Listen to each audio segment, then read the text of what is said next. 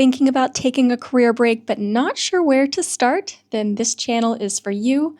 I'm Natalie, and on Murray Out of Office, I share my honest insights from my own journey while on a career break. From budget tips to travel stories, and even answers to those big questions that might be holding you back. I'm sharing it all so that you can plan your own career break and make it count. Sharing our own budget and spend is really important to me, and it's important to me because I think it's really helpful to see the actual numbers behind a big life decision like this. One of the biggest insecurities and reasons that people won't take a break, a sabbatical, a gap year is because of financial insecurity. So I'm here to showcase exactly what it costs myself and my husband on our 1-year career break. Now, we are releasing back-to-back videos on our spend this week. I know it might not be the most exciting, but it is really important. So we just are on the back end after sharing our 6-week spend while we were in the UK. We spent time in Scotland and England, and honestly, we were a little worried about our spend rate. More importantly, the value that we were getting for our spend rate. So as we go into our 4th month of our career break, we decided to shift gears a little bit, leave Scotland for 12 days and head to Portugal, and then return to Scotland one more time before we make our way further east. So we'll dive into it. For this video, I want to be a bit more casual. Past videos, I've tried to be more presentation style, but you guys don't need that, right? I want to get to the point. I want to get to the information that's going to be helpful to you. So I've got my computer here. I've got our full cost breakdown, and we're just going to go ahead and dive right in. So we are now in our 4th month of our career break.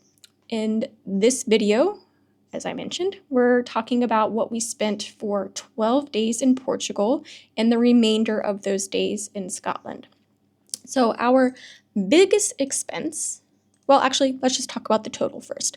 Our total out-of-pocket cost for this month was $5,605.54. And I'll be honest with you, that wasn't quite the cost-saving month that we were hoping to have, but we did have some really incredible experiences. We've only been to Portugal one other time. We stayed in Lisbon. We really liked it. So this time around, we spent time in Lagos, in Lisbon, so that Jimmy could go to the Scotland v Portugal game, and then we spent time in Porto also. So while it might not be our cheapest month, we had some really cool experiences.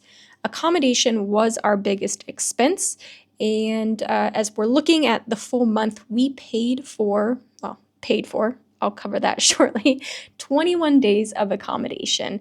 So that was $1,712.74. That other time, 9 days? Yeah, 9 days, I would say, in September, we stayed with Jimmy's brother, Colin. So thank you, Colin, once again for sharing your guest bedroom with us. Always super nice to have a family member in a place that you're visiting. So how does the remainder break down? What I do want to have a big old disclaimer about is that we paid all of Portugal accommodation with points. So while those points do have a dollar value, we didn't actually have to tap into any of our savings, any of our actual dollars that we have set aside for this trip. So I'm not really counting them in this. So we stayed in Portugal, like I said, for 11 nights, 12 days, and that total value was $1,151.73, but we used points for all of that, so that would be a neutral spend for us. When we returned to Scotland, we also booked a 1-week Airbnb. It's called the Orchard Chalet. I'll put it in the video description notes for anybody that's interested. We paid for that with points as well, and that was actually quite a good value. Even if we didn't have the points, for 7 nights, it was $525 US, and that was by far the most affordable accommodation. It was really well done. It was just a little chalet, so the one little trade-off I would say is that they didn't have a bed. They had a sofa bed that we would pull out every night, but we really enjoyed that. We did pay for when when my friend Laura came to visit, my best friend from the US. She's never been to Scotland. Her and her boyfriend came to visit for a few days, so we split the cost of a house with them in Aviemore, and then we did also give some money to Colin since he let us stay with him pretty much throughout the summer whenever we needed it to.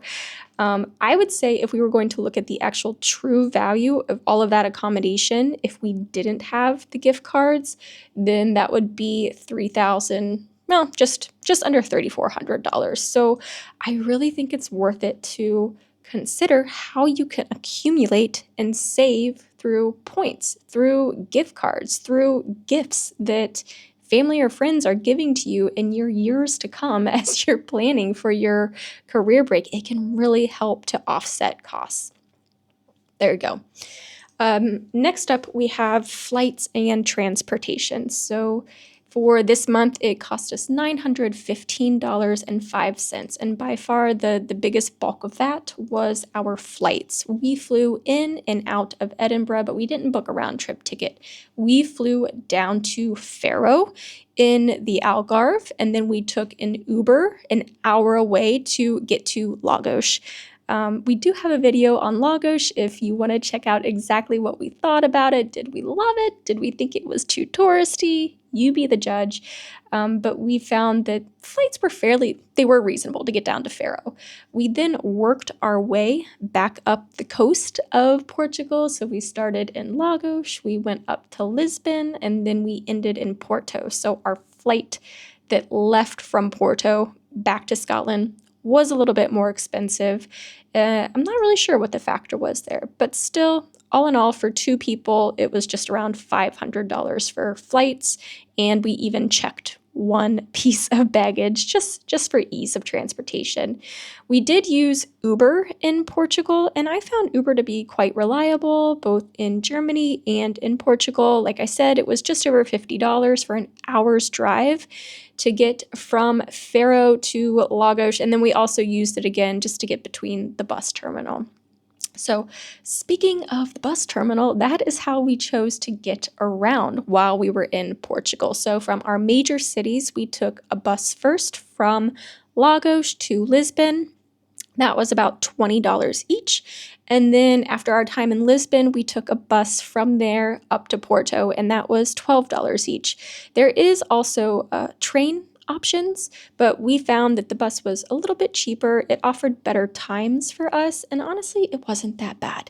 We used Flixbus. They were clean buses.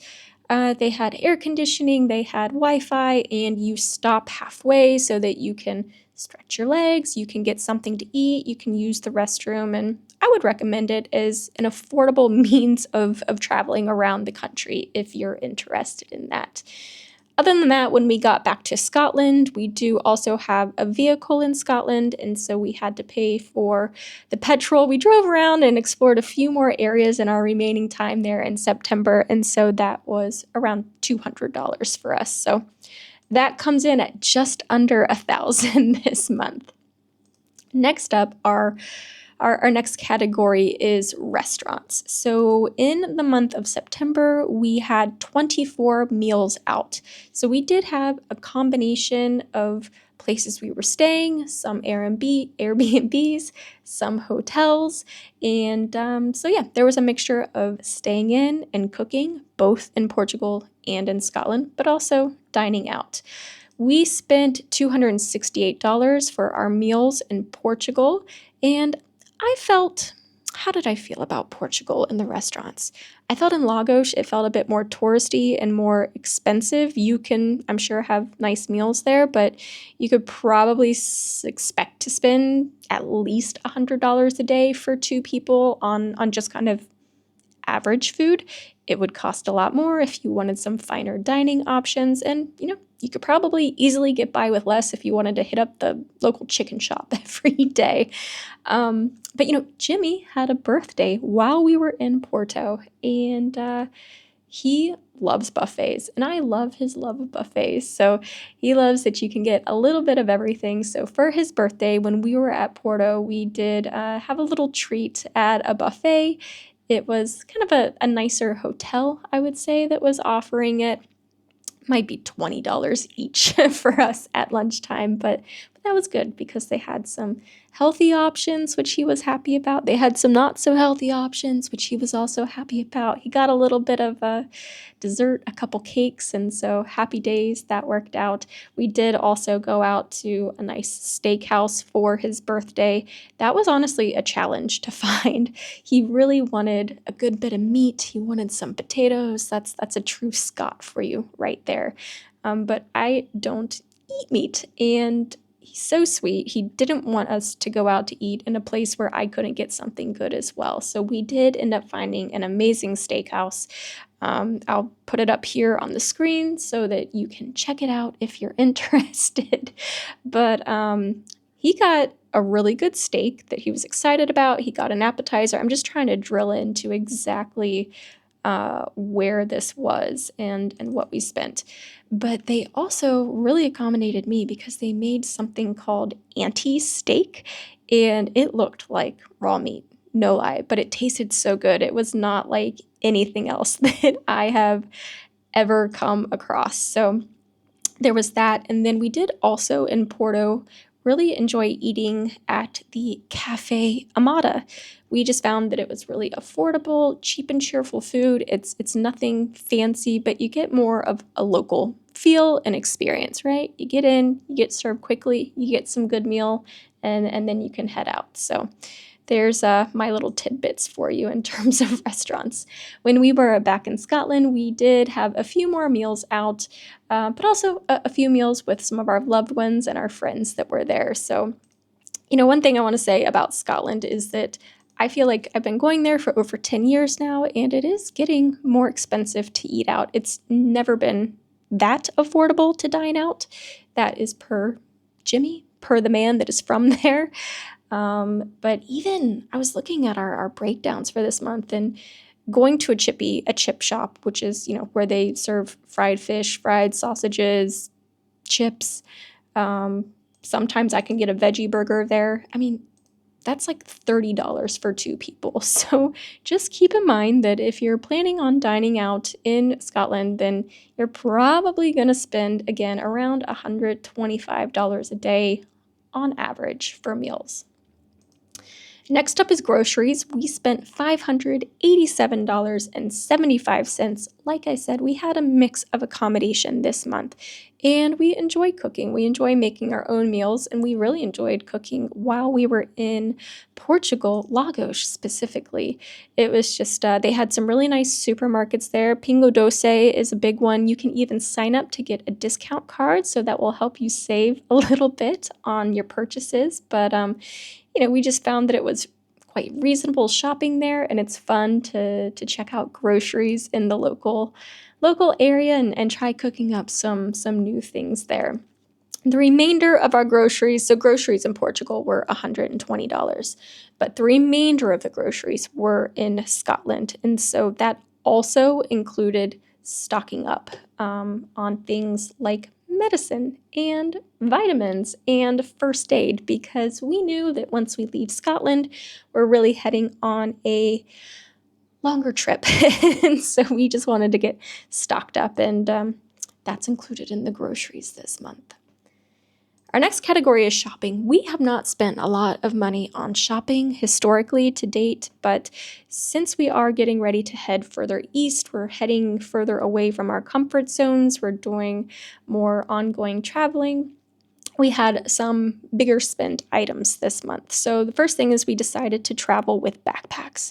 This was always a question for months. We're like, roller bag, backpack, roller bag, backpack. In the end, we decided to go with a small backpack, and that's because we weren't really quite sure where we were going to end up.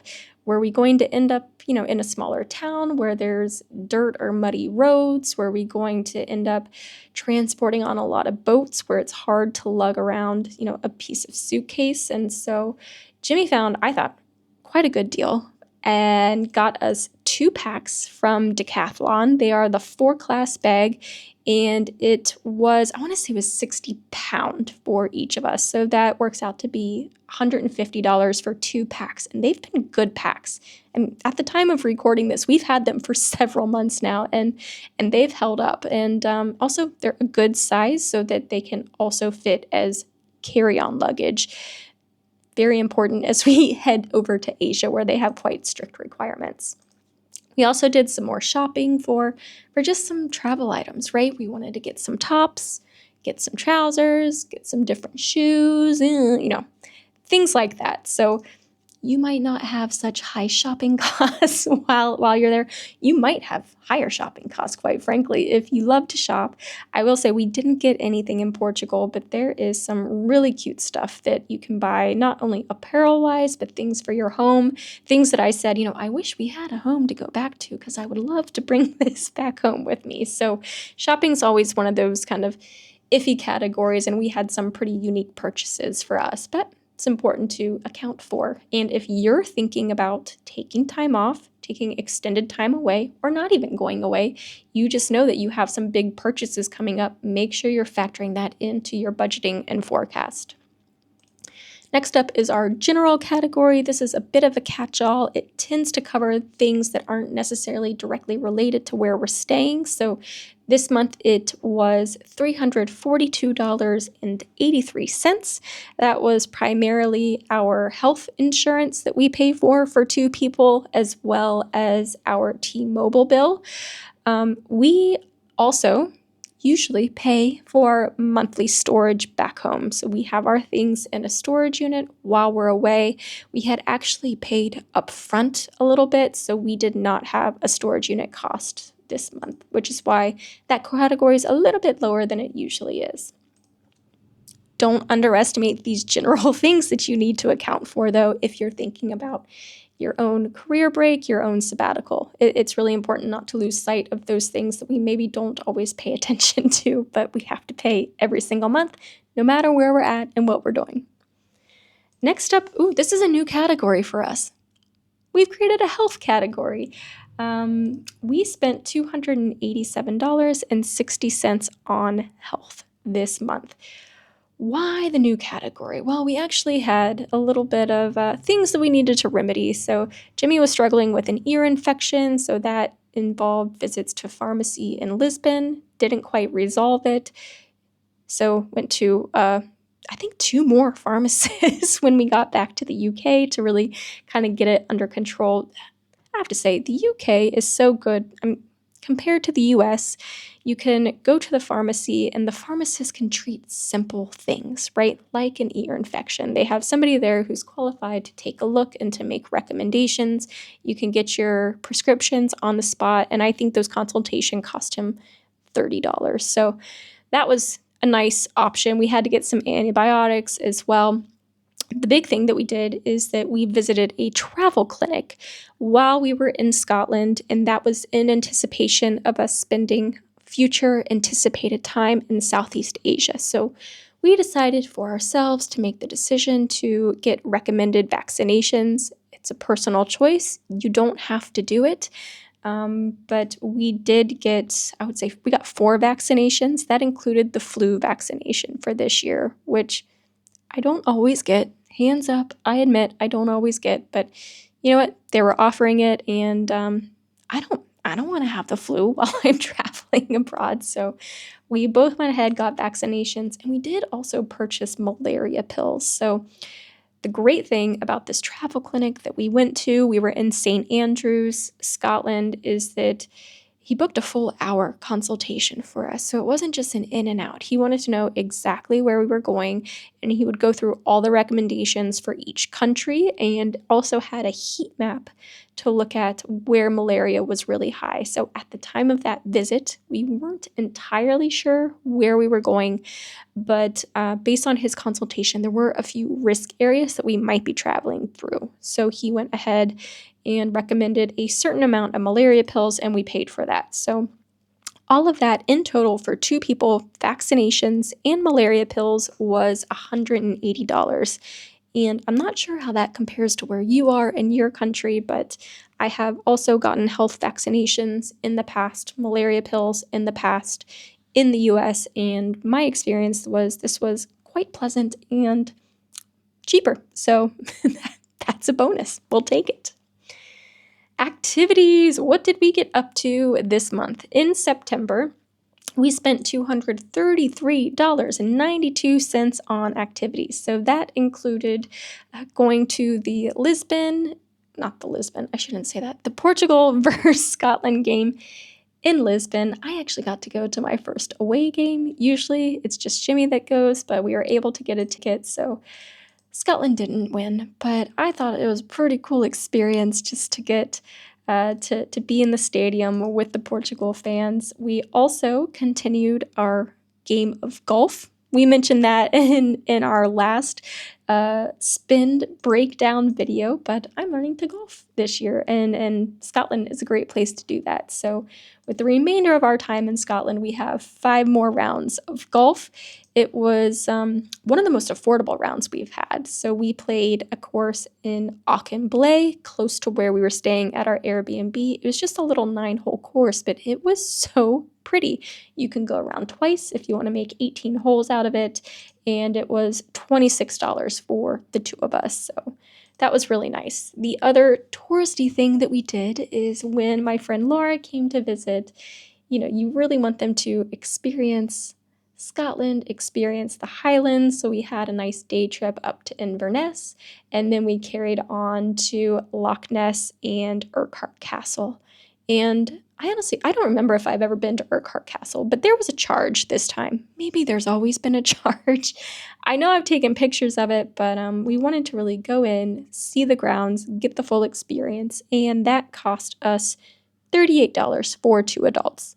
It was beautiful, by the way. We did not have the best of weather leading up to it, so I can't tell you what a difference it makes to get a break in the weather, a break in the clouds, and really get to experience Scotland when it's just really nice weather. So I'm very grateful for that.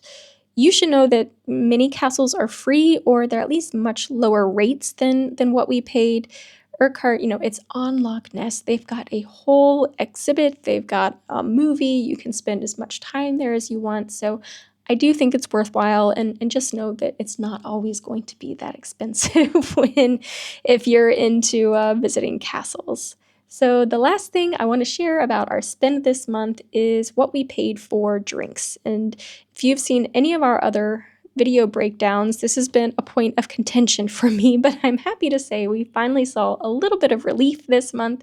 We spent $165.87. So one of the great things about Portugal, amongst the many great things, is that the drinks are quite affordable. And I'm just going to click in to my drinks. So we went out to 2 places in particular. We went to O Artista, and we also went to Louis Bar, which is right next to each other. And I want to say a round is less than $5 for 2 people, beer or wine. So I think that's a pretty good deal. These are places that I would say are more frequented by tourists, by expats, but it's cheap, it's cheerful. We went to watch a Scotland game while we were here, so that was nice. We did spend a bit more once we got up to Lisbon, since we were there for the football. And, you're just meeting up with other fans at the British bar, at a Mexican bar, at the square. And anytime you're in those more touristy or more central places, you're going to pay a little bit more. And then, of course, the last thing we did for drinks was in Scotland when Laura came to visit, and we just really enjoyed 2 nights in a cozy pub in Aviemore. So that, I would say, the drinks being around $150, that's probably closer to what we usually spend when we're at home. We don't go out very much, maybe out for drinks once or twice a month. So that made my heart happy this month to see that drink budget come down from $400 or $500 that it's been over the last few months. So wrapping all of this up, like I said, that led to our total spend being over $5,000 for this month, which was not cheap, but I think it's a good value. We got to see a lot of things. We got to do a lot of things. And I know a lot of people who spend $5,000 on a week for vacation, 2 weeks for vacation. So to be able to do all of these things within a month is pretty incredible.